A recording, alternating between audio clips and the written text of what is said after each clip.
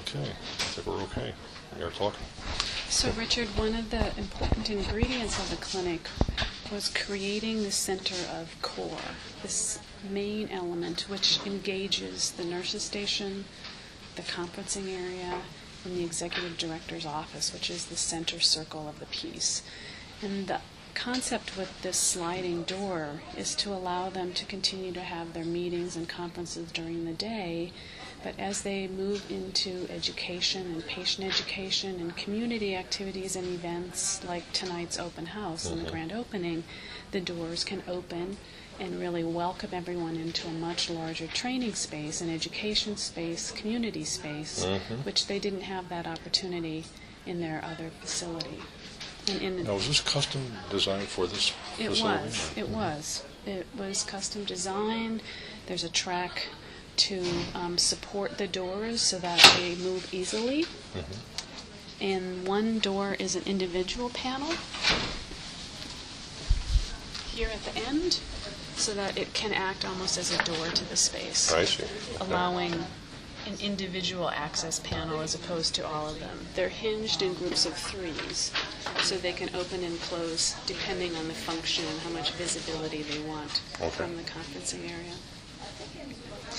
Right. So I really have not seen this in any other facility. This kind of design and setup, and the curving track, and it really is interesting.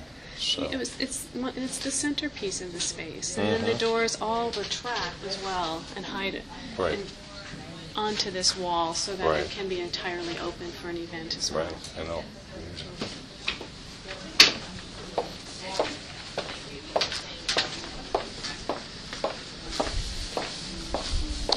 I was asking Nancy about this floor. I mean, the floor covering. Is this rubberized or?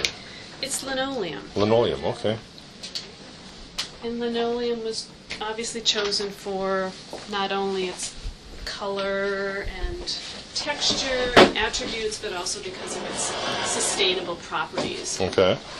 It's natural.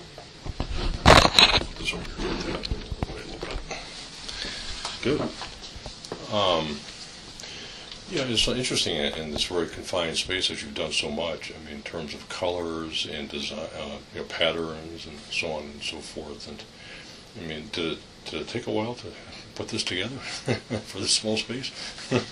Well, we started on the project in April of 2008, and this clinic has been a bit of a test for our team with the client in looking at designing a generative space. And by generative space, we really are looking at the environment as being a change agent that affects both the physical space having an influence on social behavior. And the importance of the clinic of requesting us to design a space that was respectful of the patients they serve, but also inspiring for the staff that works here and for the 500 volunteers that provide their services throughout the clinic. And the floor plan and concept diagram really is the development of a flower, and the core center element with petals extending from this centerpiece, and the centerpiece is that conferencing element. And you can see the idea of flower and petals, and really thinking of the word emerge and bloom as a core competent piece of the plan.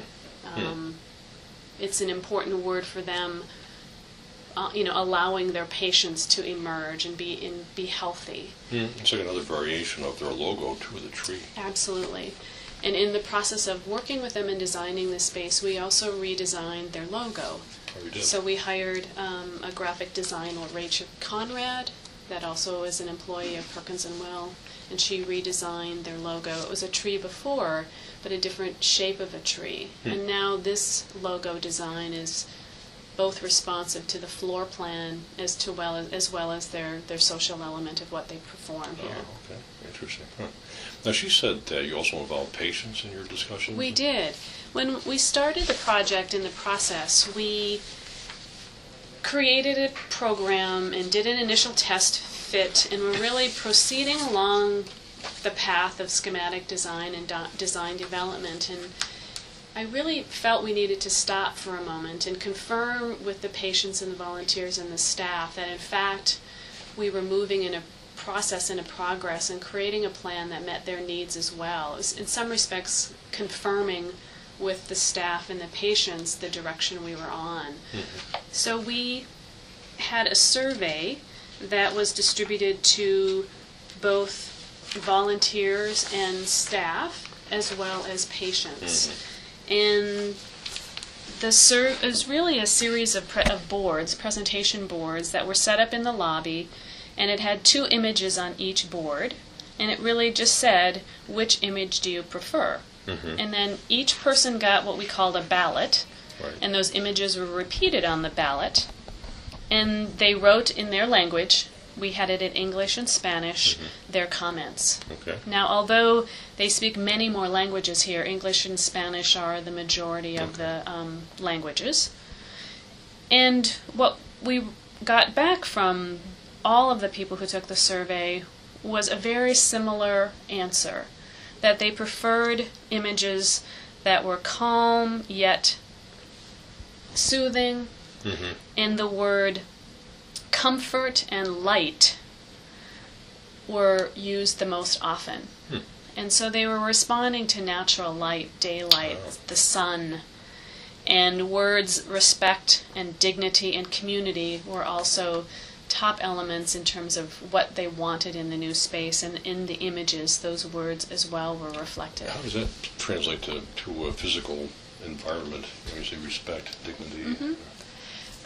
It's a good question, and we had a series of meetings with then the user, going back to Nancy and her staff and saying that your direction perfectly aligns with the comments we receive from the patients and the staff and the volunteers about a respectful environment, but one that's also inspirational. Mm-hmm.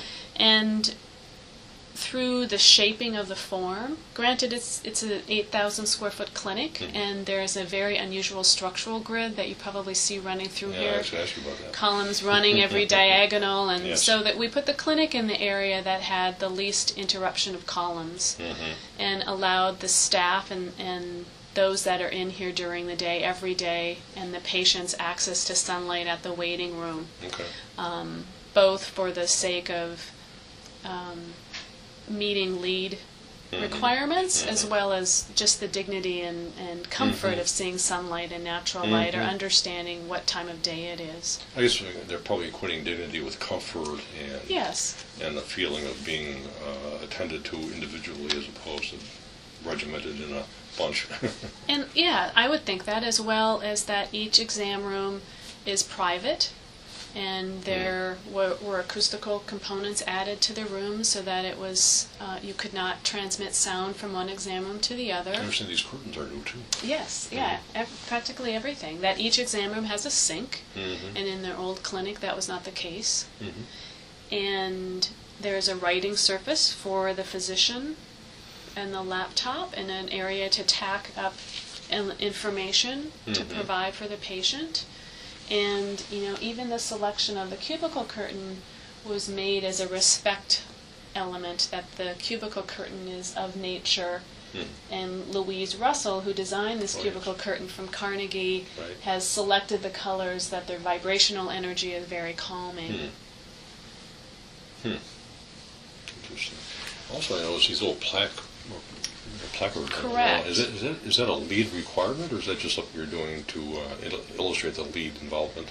One of the components of LEAD is innovation credits. Mm-hmm. And since so many people come through this organization and this clinic, the volunteers and the patients, an innovation credit we're pursuing is the information about sustainability.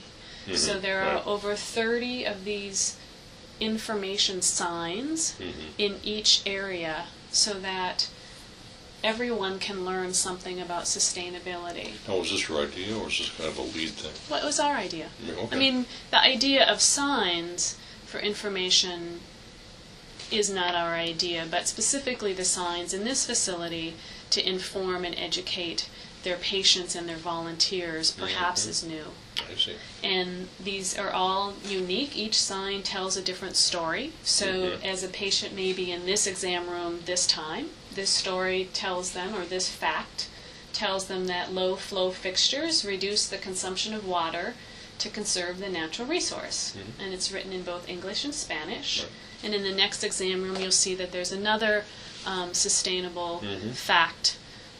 So each, several, so each trip here, hopefully they can learn something new and understand something